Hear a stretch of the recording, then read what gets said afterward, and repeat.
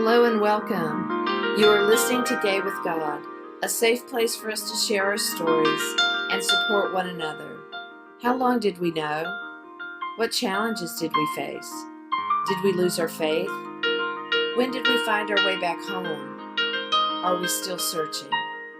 The stories you hear in this podcast will melt your heart and can strengthen your belief that in God, all things are possible, and you can be authentically gay with God.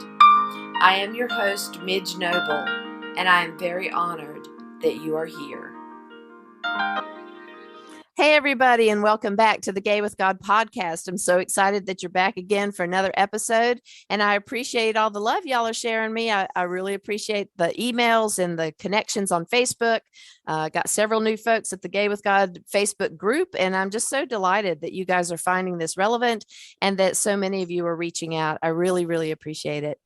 So today we have another great guest. I want to introduce you to Sharon Langfeldt. Is a photographer, retired UMC minister, and an activist in the LGBTQ2S+ community in Colorado. After getting in on the ground floor of the early days of high tech, Sharon spent several decades working as an engineer and technical manager for a variety of companies, such as Digital Equipment, Sun Microsystems, and IBM. After that robust and fun run, Sharon retired to follow her lifelong dream of attending the Iliff School of Theology, graduating in 2015 with a Master of Divinity.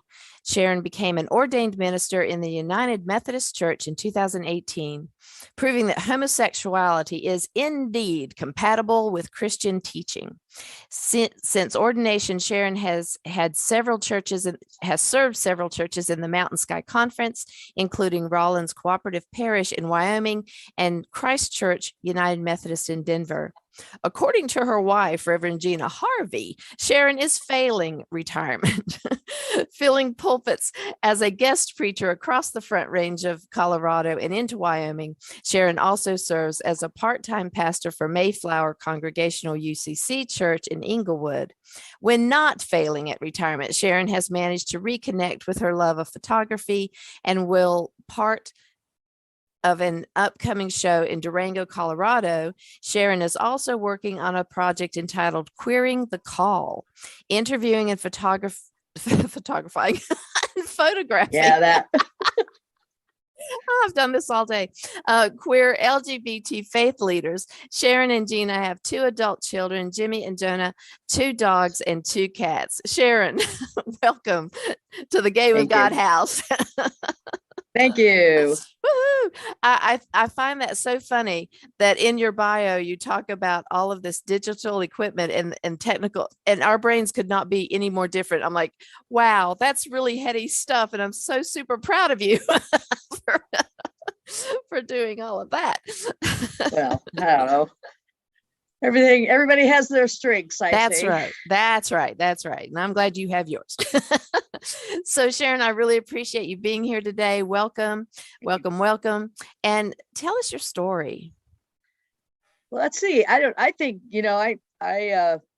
67. And so my story, I came out I laugh now because it was the classic lesbian tale in those days.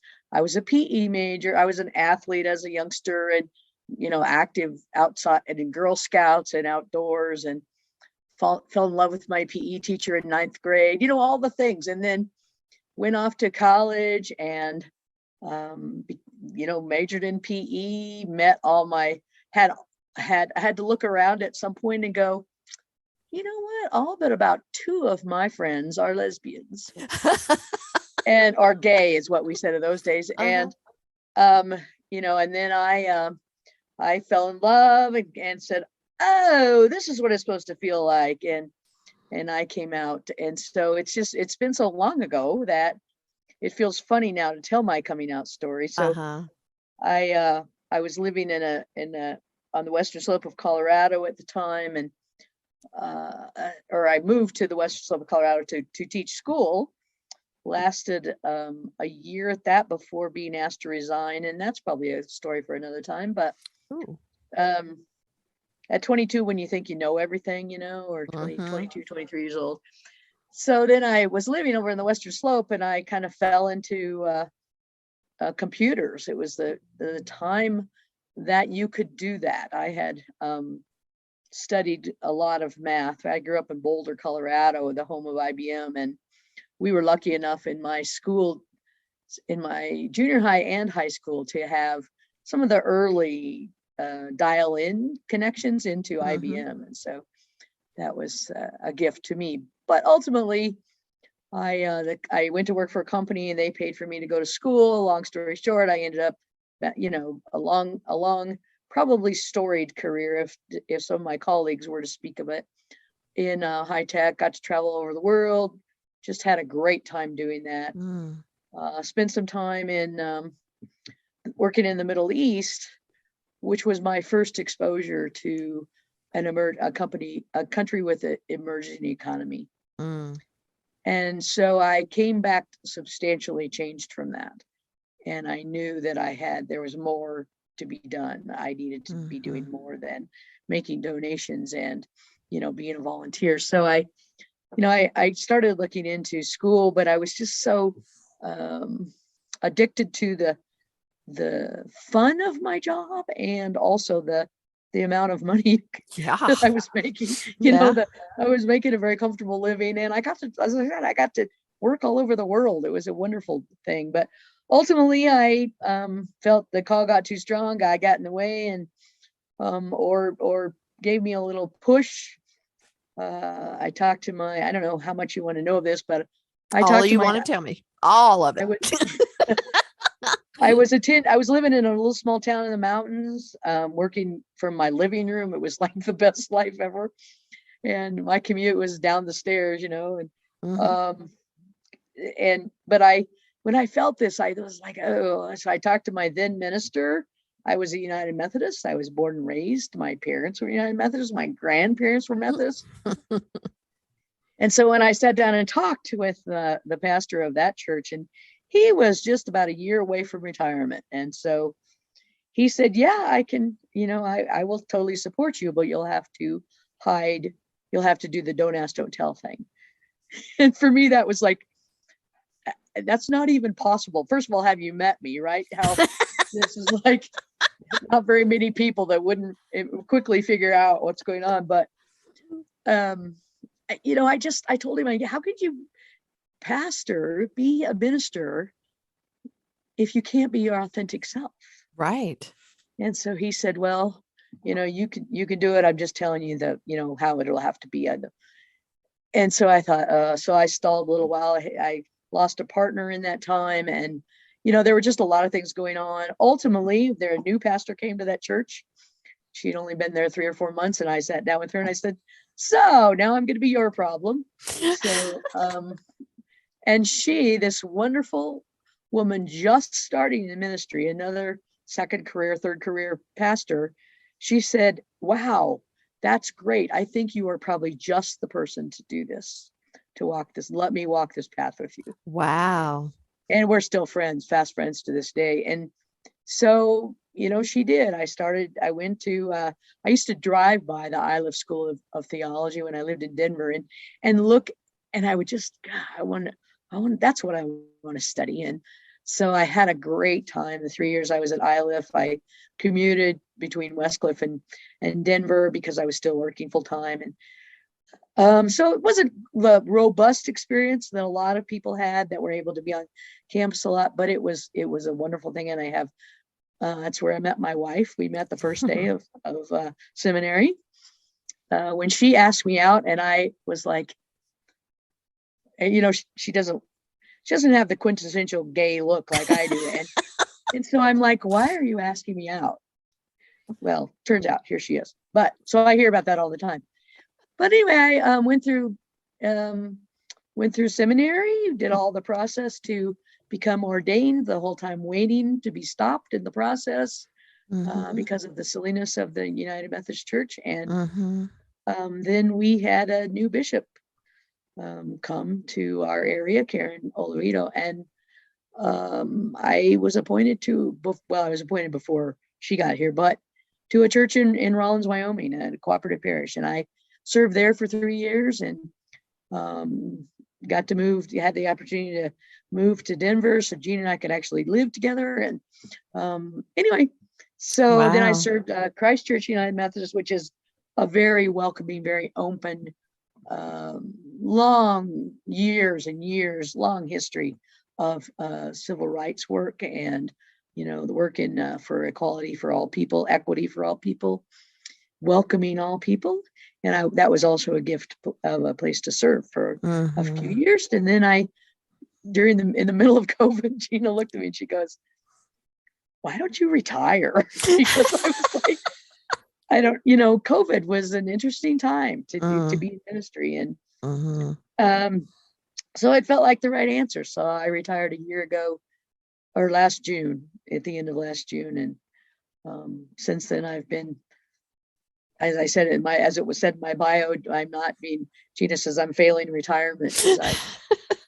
It's wonderful to have this opportunity to say, yeah, I will help you. You need a day off. Let me fill in for you. And it's a wonderful opportunity. And I also volunteer at the Gay and Lesbian Center here in Denver. So I keep busy. Yeah. Well, and I think that as long as we're above ground and still breathing, if you're called to ministry, you don't just retire from a calling. I mean, people do, of course, and there's a time and a place for that, but forever, you're still connected to that calling in some way. So I totally get it. Indeed. Yes. And I'm glad that you can, get back into your photography and do the things. And I love the idea of that book. That just sounds really fascinating. Yeah, I'm just getting started on it, and I'm very excited. I have a couple of shoots and interviews, photo shoots and interviews in the next few weeks. So that's going to be nice. Nice. So with being in the United Methodist Church, and you can talk about this or you don't have to talk about this, but I'm interested in it. When I read that, I thought, oh, wow, how did she get in? Yeah. And how is she staying? So I'm just so distressed because we have a local Methodist. Well, we have two Methodist churches in my community, and one has a very affirming, amazing pastor. She also has a gay daughter, but I think that's just her genre anyway. I think she would have been affirming anyway. The other one is the very strict. But even in her church, where she is very affirming, and there are so many people that need her and love her in the gay community and go there because of her, their church is about to split. I mean, it's an old church. Both churches probably are, but and there's a lot of older people who are not going to go along with it.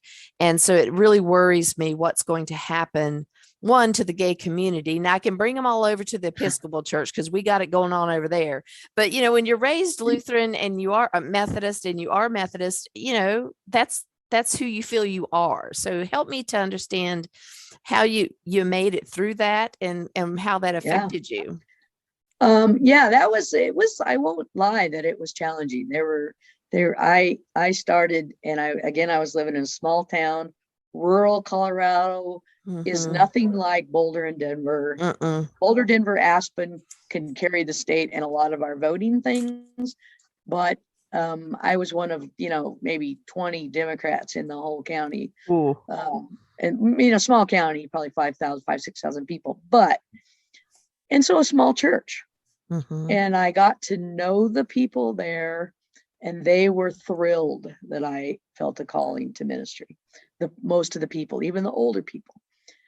That being said, when I started the process, I talked to the district superintendent for our area about it. And he said, well, you might want to look for another denomination.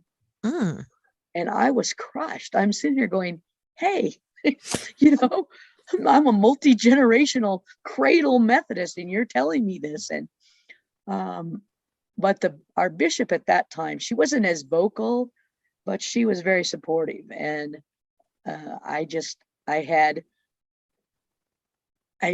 don't know that the committee I had was totally loaded, but I certainly had very loving and positive influences that were on my approval committee, Mm-hmm. my ministry committee. But every time I would have to go to before a board or before whatever, it would be this, this clenching feeling that, is this the time they're going to say, no, sorry, Mm-hmm. because it was a conservative area. And every time I came out going, huh, you know, okay, So God and really I meant it. He really wanted this. and some of it was as my friend and now very good friend and pastor at that point said to me, she said, see, the reason I was a perfect person is because I could basically say, okay, here, I'm going to plow through this. And at any time, if they boot me out, it's not my only livelihood. Mm-hmm. It's not, I would not be destitute. I would be heartbroken, of course. Yeah.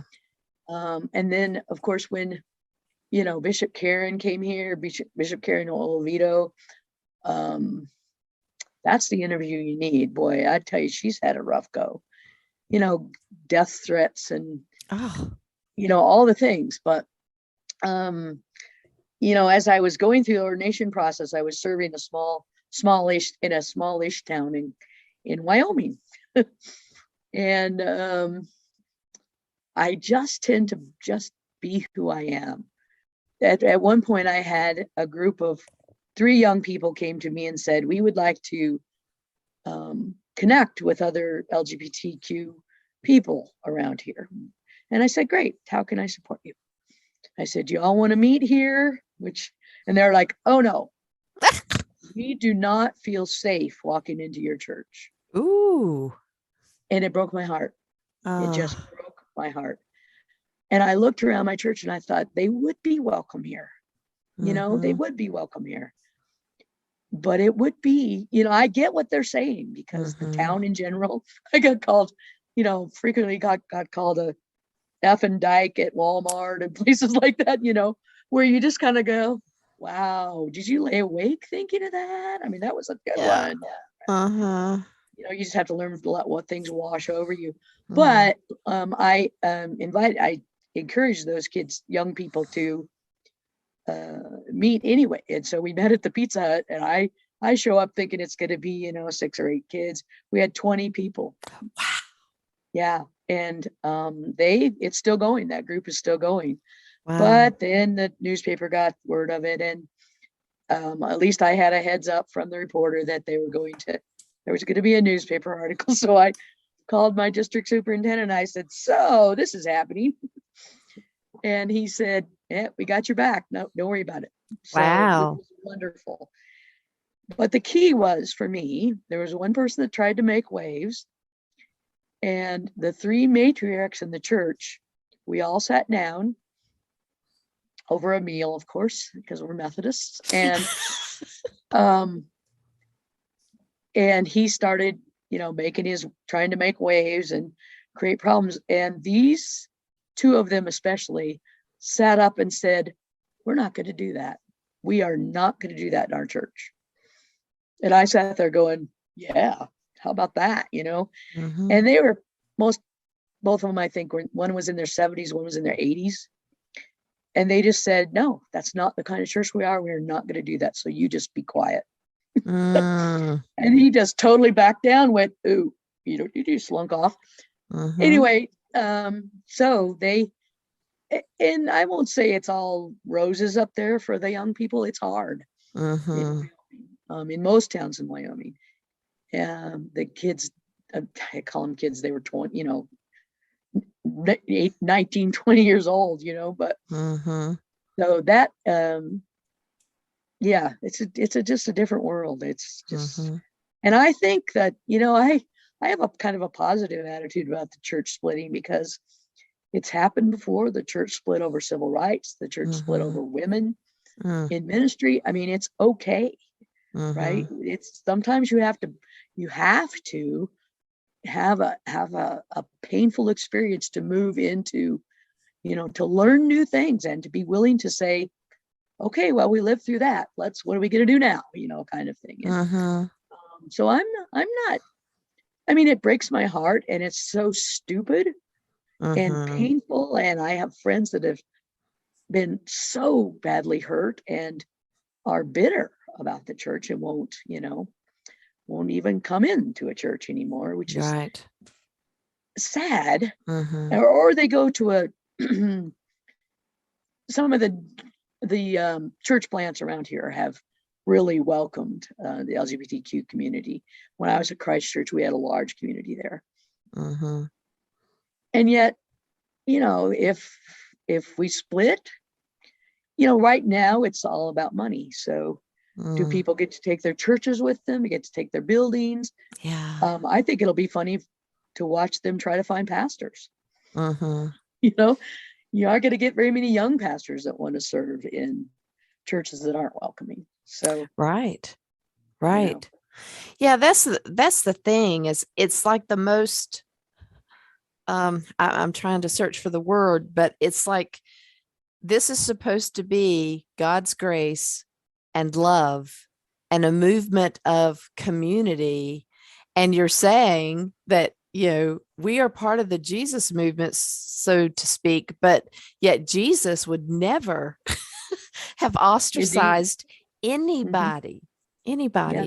So it's very interesting. And I too, even my wife would never, she has said never, but I know what happens after those words. So, but she's just not willing to go into a building and sit down with people who have condemned her whole life.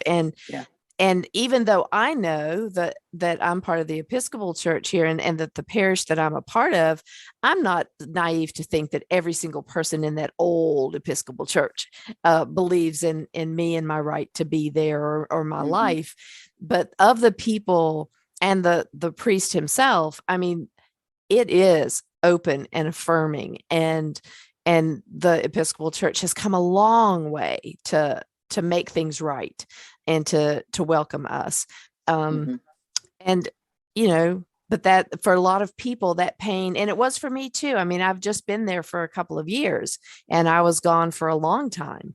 So I get it. I get where I've been and where I've come from. And I know that people are still there. And that's why I love this podcast is because those of us who have been through that and been wounded and hurt, and yet look, I'm speaking to a gay minister. I'm speaking, I've come through it, and I just love the fact that this can get out there and bring the light back to people if they choose to find it. Yeah, and it's fascinating. My wife is UCC, and she from when we first started being friends, even at a seminary, she's like, why don't you just come over to the UCC? And I kept asking myself, why don't I do that?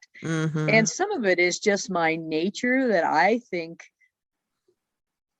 kind of, if not me, who? If I'm not going to be the, if I'm not going to be willing to step out and try to break through the barriers and create change, who's going to do it? Who can I ask to do it if I'm not willing to do it? So that's where I kind of went through, and I'm just stubborn enough to get through and say, watch me. Well, that's the right attitude to have, in my opinion, because you're right. Who would have done it if Rosa Parks hadn't done it? Who would have done it if Martin Luther King hadn't done it? And somebody probably would have, but would they have done it yet? Because it takes a person that's in it right then to, we can't wait, because bad things can happen. And I'm glad that you're so the UCC Church, I got faltered there for a minute, because I think it is a wonderful church, and I tried to go to one, but unfortunately I'm in Asheboro, North Carolina, and and it didn't turn out to be the great thing that apparently they have one in Greensboro that's awesome. It didn't work out so well. The minister had told me that I could come and I would never hear a go to hell sermon from him, but don't tell any of the people in the church, because they just wouldn't be able to. So I got to go. But then it got really weird with him too. So then I left and I was like, okay, I'm done. I've tried and I've tried and I've tried, and I was so done. So it's been a nice journey. I tell people that that's why I named this Gay with God, because for the longest time, I couldn't say the word God without getting a visceral feeling of not only the abomination thing, but just that I would be going to hell. And so I was just, using all sorts of creative words, creator of all that is, and anything else I could think of. Yes, I get that. Yeah, absolutely. And I think that UCC is congregational, right? So it's the United Methodists are connectional. So theoretically, it's an appointive system. But I have an Episcopal priest friend who's a Black woman, and she has struggled out in this part of the world to find an appointment or a call. Wow. I guess it's a call. And so, it's that kind of, because we have appointments in the Methodist Church, it's like the people were like amazed when I was appointed to this church in Wyoming, because they're like, they're going to kill you there. I'm like, we'll see. And you never got any pushback from the community or death threats? There, like I said, there were people that were not kind, but I had enough support. I got to be friends with, I did a lot of community funerals of people that didn't have churches for whatever reason,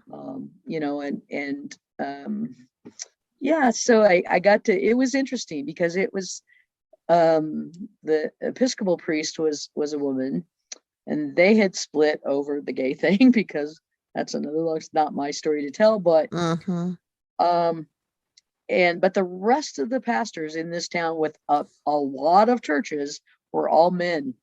And so it was fun to watch their reactions. We had a chaplaincy, a community chaplaincy, that, because the town is right on I-80, and when the snow blows and people get stuck there, there's always people stuck along major highways that their car broke down. Now they don't have the money, they need a hotel. We just took care of travelers a lot. So, and that was a community for me. But my biggest problem is that there weren't peers. I didn't have a peer group that I could go, so this happened. Yeah. So that's when I was glad it was this era where you can get on the phone, you can do FaceTime, or this was much before Zoom was so popular, but you can do things to connect with people and find that support, find somebody that you can say, so this happened and I'm really not really sure, what's my next step here? Could we talk through this so I can, practice what I need to say here, just in those times. So, you don't think about that as not only, and the previous person that I was on the podcast is also a gay female minister. And it's interesting that, that's like 2 strikes. Okay. In some of these denominations, you're female and you're gay. So, that's definitely an uphill battle. And it's interesting how it plays out depending what region you're in. Yes. That has a whole lot to do with it, I think. But even in very progressive places, there's danger everywhere, and it's tough. We were actually going to move to Wyoming. And Laramie is where we were going to move right after graduate school. That's where I met my now wife, and we were going to move. So we took a trip out to, she had aunts that lived in California. Yeah. They were together for 40 years. Never married, never, they were friends. And then her grandparents were in Washington. So we thought we'd go out to Wyoming and on our way to visit them. And we did. And we saw a really pretty tree in Wyoming. And I took a picture of that. And then we never could find, because I'm directionally illiterate, and for some reason, we never could find the college town of Laramie that we were wanting to look at. And we came home, and the very next week we got the news about Matthew Shepard. And we were like, oh, okay, so maybe not Laramie, but it's so scary. Yeah. Really. Yeah. Yeah. Yeah, So, it's an interesting place. so what is it like to have two ministers in the same family? Well, my wife is a hospital. She's a chaplain educator, Okay. and she works at one of the large hospitals here in Denver. And we now,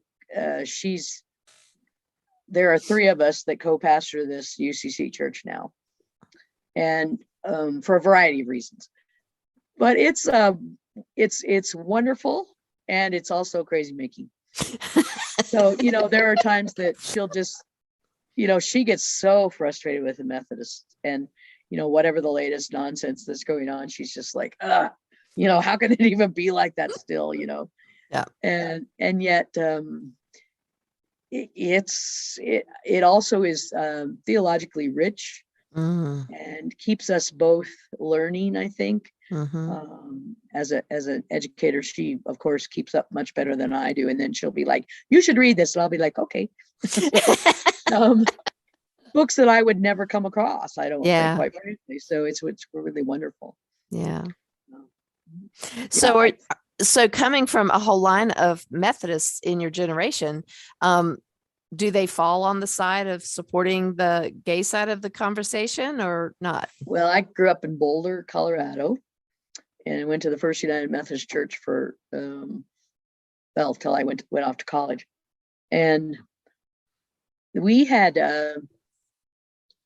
everybody thinks of, nowadays, especially, that Boulder is this liberal bastion, And when I was growing up, we had a youth pastor who had the audacity to grow a beard. Uh-oh. Yeah. And so he got crossways with the church. Next thing you know, they moved him someplace else. And I remember that feeling of being betrayed by the church at 12, 13, 14 years old. And just feeling like, okay, this is wrong. This is wrong, what just happened. And it soured me on the church for a lot of years. And I went to when I was in college, I would go to different churches just because I was searching for that. But I kind of avoided the Methodist churches. I didn't, and it really wasn't until I moved up to this small town, and I asked my realtor after I'd bought my, picked out the house I wanted. I said, so could you help me out? Is there a good church here? And he goes, oh, you have to go to the United Methodist Church. That's where he and his wife went. And it was just, I was like, okay, that's what I grew up. I'll give that a try. And that's where I became friends with the Episcopal pastor. She was priest, just remarkable people. And so, yeah, I mean, it was my parents were of the generation. My father worked in a hospital, so he had a lot of lesbian friends. I always teased him about all the nurses, and but he was a lot more open about reality, the like kind of like, so kind of thing. Yeah. My mom struggled with it a lot more, and we didn't talk about it much. My favorite story is standing there doing dishes and her telling me of one of her nursing school friends whose daughter was she couldn't quite figure out. She goes, what are those liaison things? And I'm like, lesbian? And she goes, yeah, let's, like me. But it was that kind of thing, she struggled with a lot of, she didn't really work outside the home much when we were growing up. So, but Boulder is significantly changed now and is this wonderful liberal area. But I think that's even true there, So that there are, of course, you're going to have some people that they have bought into the Bible says stuff, And one of my favorite stories, though, is why I worked with this man in high tech, and we had to share this giant cubicle. It was horrible, and we just got to be such good friends. And he would listen. He was a Rush Limbaugh guy, right? He was just like that, and he still is one of my really good friends. And we laugh about it. He said, "Until I knew you, I thought I didn't know any gay people." He said, well, I found out that I know a lot of gay people. I just didn't know I knew a lot of gay people. Uh-huh. And so he's really come around in his social thinking. I have him working at the food bank now and, a lot of things. But, I think that it was a one-on-one connection with him. Mm-hmm. Say, look, these people don't have two heads. And They act normal. yeah, it's so weird. I It- don't know. I struggle to understand it really. Mm-hmm. Still. Yeah. Well, for me, I didn't grow up in a really big town. I mean, it was a very small town, and I had a grandfather who was a minister. My uncle was a minister. The youth minister said that homosexuality was like having sex with animals. And I'm like, oh, I'm glad I'm not that. So that kept me. I mean, I didn't come out till I was 30. I had known my wife now for 7 years, and we were very close. And I was going to hell many times during that 7 years. I was sure of it. Yeah. Uh-huh. And it was very confusing and very painful. But I never had any language about it other than something really negative and the concrete black and white words in the Bible. And it's hard to get past that, that teaching, because we're young and we're impressionable, and you're supposed to trust the people who are in charge of you. Yeah. And all my people were saying, no, that's not okay. So it really makes a difference, I think, what kind of support you have and what kind of language people use around diversity. And we had no diversity conversations at my house. And there's where I was lucky. Once I got into high tech, it was, the high tech companies were on the forefront of the diversity. We had one of my good friends was our manager worked for the diversity office, I think they were called. I don't know, but I just never had to. I didn't even have to worry about it. I was never going to be let go because I was gay. I mean, there are people who probably didn't want to. I know there was, for a fact, there was somebody who didn't want to have to share a hotel room with me. I'm just like, but yeah. So there were times, but that was a gift for me that, and I worked in a pretty male field. So I had a lot of male friends and just was one of the guys most of the time. And, I watched my wife struggle a little more with, having people go, oh, you're gay, kind of thing for her. And so she's probably a better educator for people than I am. I'm much more in your face, like, yeah, get over it kind of thing. And she's a lot, she's a better educator. Well, I like that you brought up the community aspect of it, that in a community of businesses or, and being one-on-one, like, so I didn't mean to say businesses, the community of that one person that you met, and you could have a relationship with that one person and then open up the whole community to them. That makes much more sense than, when you look at a whole group, you can't find the humanness.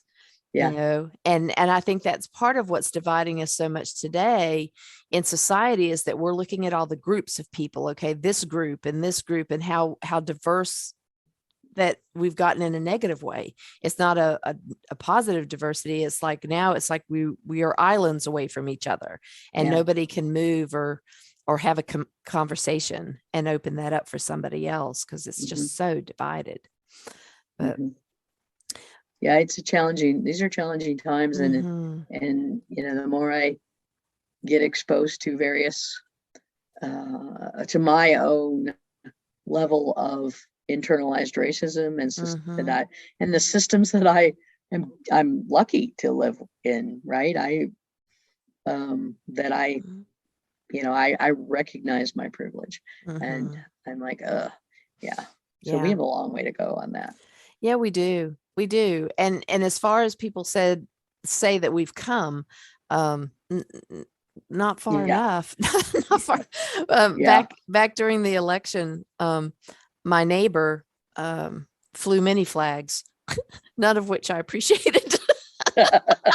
And it was very, very, very uncomfortable and a little bit scary, as some of those were flags that I knew were probably dangerous.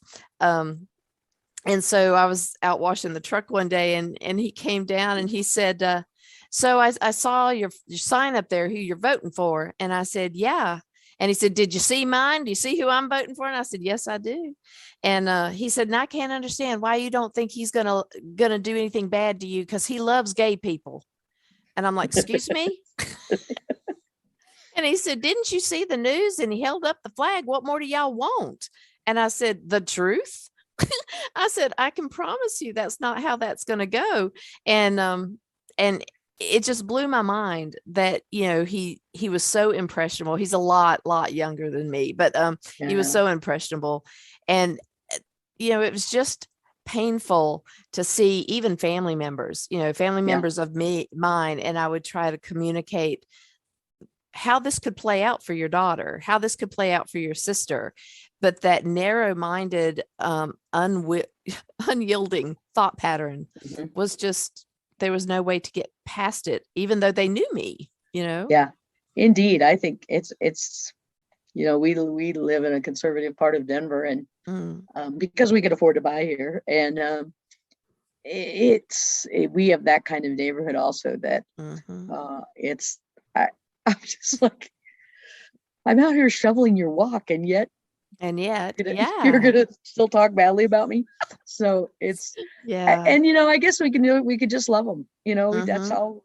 And so it's not always easy. That's for sure. And that's my sermon a week from Sunday. It will be about Jesus had this naive idea that all people could get along. That we had to love those people. Tape that and send it to me. I'd love to make sure I get a link to that. Yeah, I know. I know. But see, I think that's why I told somebody that when I was really young, I thought that I would go to the mission field, because in my unworthiness, I figured if I was walking the dusty roads to Damascus, I'd surely get to heaven. So I was a little, maybe not called, but just desperate. But I do believe that there is a calling for us to be, we are the mission field, basically, that we are living our authentic self, believing that we can be gay with the God of our understanding. And yet, no one else believes, not no one, but there's still a whole group of people, who are going to divide churches over this, and who are that they just don't see the truth of that. So, basically being out and proud and contributing to society is my mission field. It's my daily mission field. Yeah. And I'm lucky. I consider myself, it was just my life has just been a gift, because, I haven't, most of the time, have not had to really hide who I am. I wouldn't say it's perfect, but it's certainly I feel that it's, I can do it. Right. So, and I have pretty tough skin, and I'm able to, try to bring people around to talk about things. Not always. The neighbors across the street do not talk to me. Nope. Not at all. So, well, too bad for them.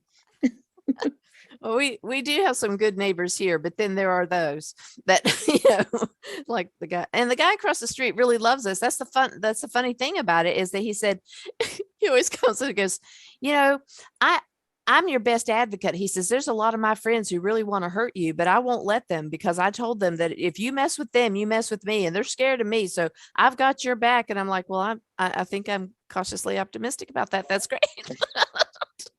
That's goodness, right? Yeah, thank goodness that I fall on that line. But, and then that thing of, I've got a lot of gay people in my life. I got gay friends. Okay, good. I'm proud of you. But, I'm glad that we can be in relationship with people and let them see the realness of us, because I think that makes all the difference in the world. And they may never come around to believing out of their own fear. I really believe that some of the diehard homosexual haters really fear that if they agree with us, then they are going to go to hell. And because they were taught that for so long, and they swallowed it, and they don't know how to do anything else with it. Yeah. I think that sounds valid. I think that's it has to be a hard way to live. I did this one time. I had this great box that I got some gift in, and was this wooden box, and I used to use it as a sermon prop because it's kind of like, I'm sure you've probably even seen the cartoon where Jesus is, the line, there's a checkerboard guy and Jesus is there with his giant pencil erasing the lines, he's like, anytime you try to box love in, anytime you try to box Jesus in, then, that's just Jesus, you'll find Jesus on the other side of that line. So we can walk in love and try to only meet people in that way. And it's not always easy. Sometimes you just want to smack them. Yeah. I said the other day, I said, well, I know that God loves this person who still wants to be president as much as God loves me.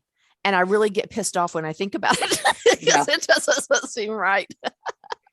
But it seems like a waste of God energy to me, but yeah. but that shows me how much more I need to grow. I clearly don't have it all together, but yet I'm further than I was. So I call that a success story. Yeah, exactly. With all that we've got to deal with today in society, showing up is courageous. Continuing to move forward and to live our authentic self is courageous. And I'm proud of all of us who are doing it. Yeah, I know. I work with some very out non-binary even, but some that are, they're total queens, and I just love that. And I think it's been those people who are willing to push the envelope and to be in people's faces and say, here I am, and you can take it or leave it, but here I am. And I just love them. When I work with people, we have a trans son, and I see the struggles, right? My heart hurts, and he just makes his way so bravely and wonderfully and brilliantly. And yet I just, and sometimes Gina goes, you can't do this for him, and I'm like, because I want to go, here, I'll call those people. That's right. That's right. So, yeah. Yeah. Well, and it's true too, that people like your son, they are such a gift to our community, because if nothing else, when we look at someone that is that courageous to say, hey, I know what y'all said, that God doesn't make junk, and I was created by God, but yet internally something needed to shift, and they were brave enough to take that journey and be authentic. Yeah. The rest of the community needs to stand up and say, oh, why am I uncomfortable with that? Why don't I believe that? Is that person here possibly to teach me to be more compassionate and understanding and empathetic of their journey? Because that's always what Jesus did, was to understand where is the person and how to love them where they're at, and continue to love them as they become their authentic self. Yep, absolutely. I know we'll get it someday, but I'm 62, so y'all need to hurry, because I'd like to get it. I'm like, okay, it's all gonna, we will progress, and it will be, and I think that we have to just, I'm not an intercessional God, a believer in an intercessional God. And yet there's lots of times I'm like, come on, God, make the way, it's just like, and I think that happens. So. Yeah. And all in good time, I'm sure. But,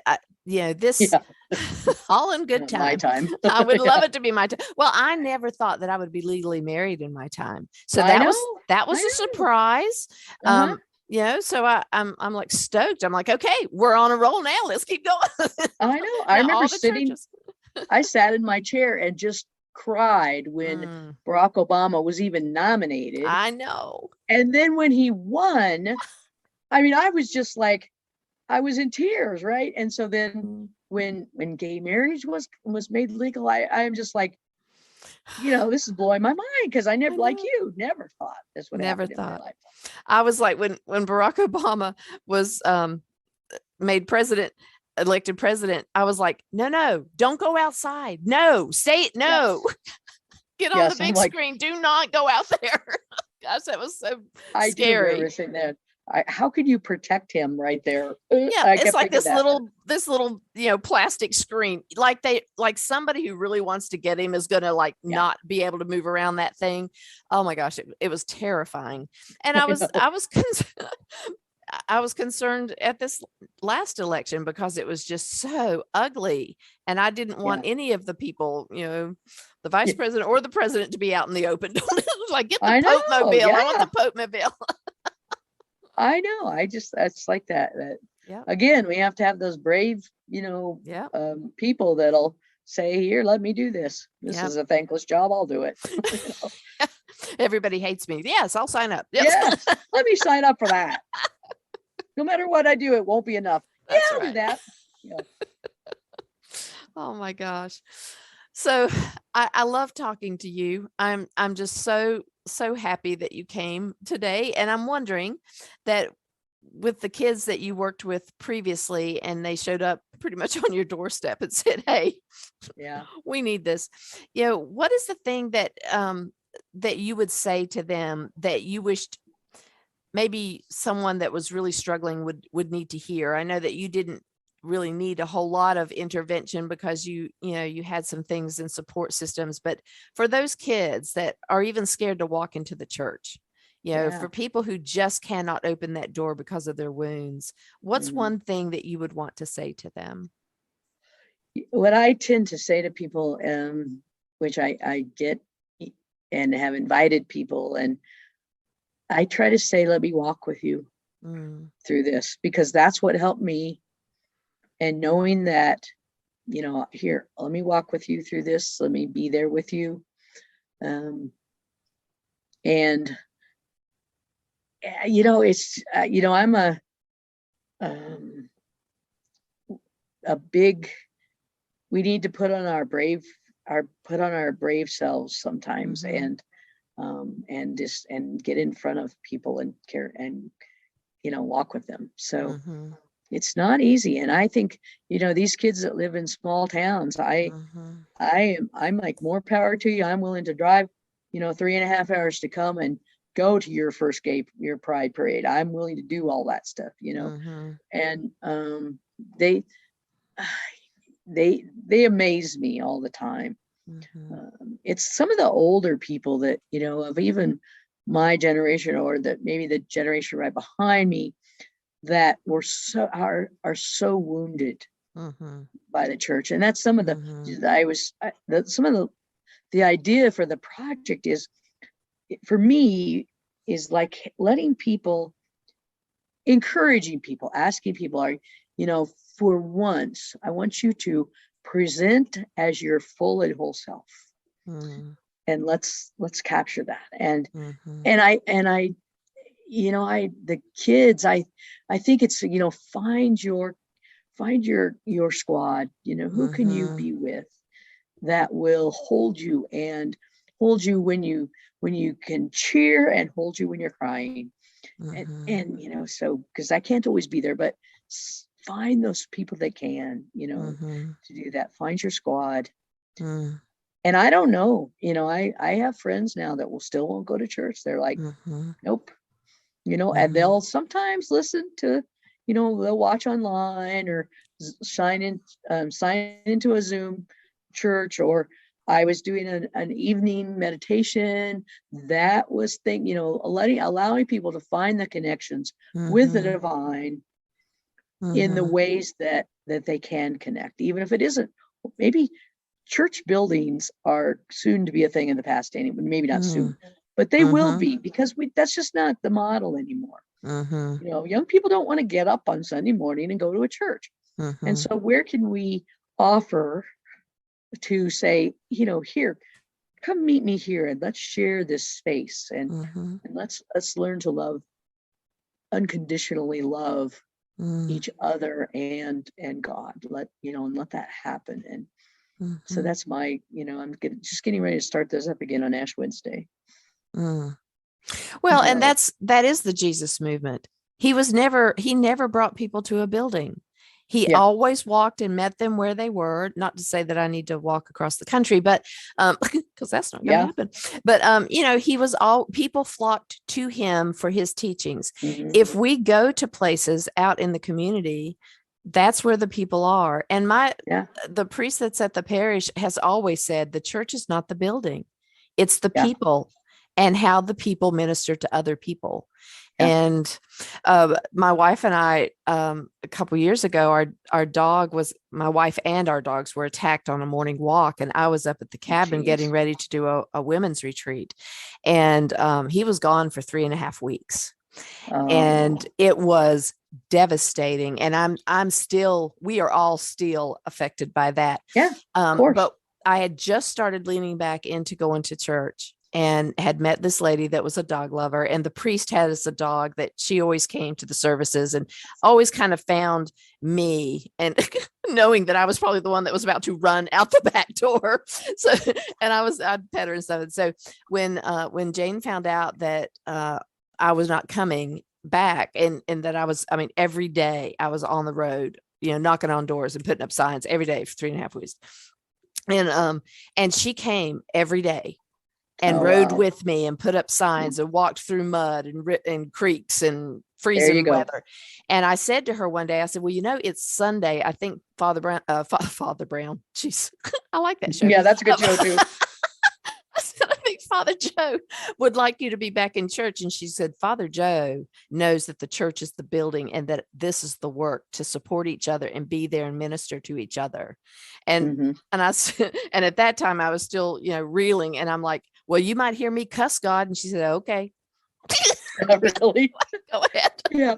Yep. I early on in my ministry, I had a conversation with someone who had was pissed at God. And I remember saying, that's okay. God is like going, yeah, I get that. I get that.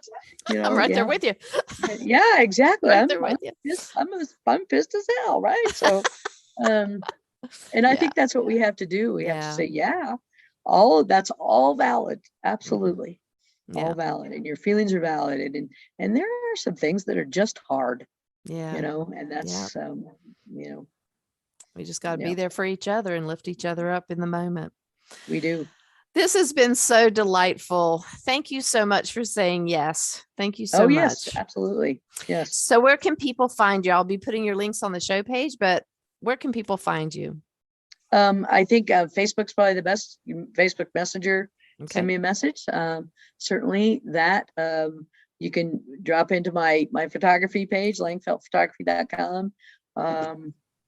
Or I'm on Twitter as Pasterical, because I used to think I was funny, and but yeah, so reach out. Okay. Yeah. Let's connect. Awesome. Yeah. Well, thank you for honoring us with your faith journey story. I appreciate it so much. And I want to thank my listeners for coming back each week, supporting, sharing, and subscribing wherever you get your podcasts. If you want to see more information and links to connect with Sharon, you can go to the Gay with God show page at empoweredmidge.podbean.com. If you are questioning whether you can be gay and be in relationship with the God of your understanding, if you are authentically gay, God has always been with you. Even when you didn't know it, you have always been gay with God. Thank you, everybody. See you next week. Stay tuned to hear how you can join the Gay with God community, and check out the Facebook group, Gay with God. And if you need a little coaching support to get you through your coming out faith journey story, go to the show page at empoweredmidge.podbean.com and scroll down all the way to the bottom and see how you can connect with me. Y'all have a good week, and I'll see you next week. I want to invite you to become a part of the Gay with God community. How can you do that? Stay connected by messaging me your thoughts and comments in the comment section under the downloads of the show on the Gay with God show page. Subscribe to this podcast wherever you listen, and share so we can increase our community outreach and be a light to those who are struggling to claim their faith. Consider being a sponsor so I can highlight your service in our community. We are all worthy of respect and a relationship with the God of our understanding. I want to thank you in advance for supporting this podcast. Together, we as a community will keep this show visible and our community stronger. Deep gratitude to my friend Tim McClendon of Tim McClendon Music for allowing me to use an excerpt from Interlude 4, a song found on his CD entitled Sundance.